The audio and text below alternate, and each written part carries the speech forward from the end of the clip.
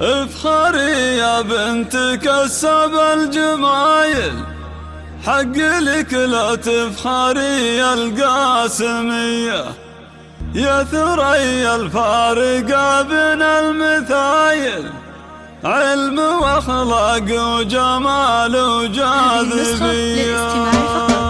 افخري يا بنت كسب الجمايل، حق لك لا تفخري يا القاسمية، يا ثريا الفارقة بين المثايل، علم واخلاق وجمال وجاذبية. لك ابارك واهدي بيوت الجزايل، يوم نلت الدكتوراه والفرحة حية، الف مبروك وافرحي والشك زايل، بالشهادة العالية يجمل بهية. بالتعب جاتك وتشهد لك فعايل، والعزيمة والسهر والمعنوية، لكلية الشريعة بالدلايل، تشهد وتشهد بالهمة القوية. عن حقوق المرأة في الإسلام كانت الرسالة والدراسة يا الوفية. عام 42 بين الأوائل، صرتي بصف الصدارة يا ثريا، أنت بنت شامع الرب الفعايل، مسلمان الكفو جزل العطية. يا عسى مثواه في أعلى المنازل، في الجنان بصحبة الهادي النبية، واعتزي بإخوانك رجال الصمايل، هم حزامك واسندك بين البرية. يا كبر فرحة خواتك الأصايل، كلنا تبارك لك الفرحة الهنية، والحبايب باركوا والحفل حافل، ومحاكم تهدي لك القافه هدية. يا من القاسم لكم بين القبايل، هبة وعزة وأمجاد علية، مجدكم شامخ شموخ جمال حايل، يا من واختار خصوم بكل هيا. افخري يا بنت كسب الجمايل، حق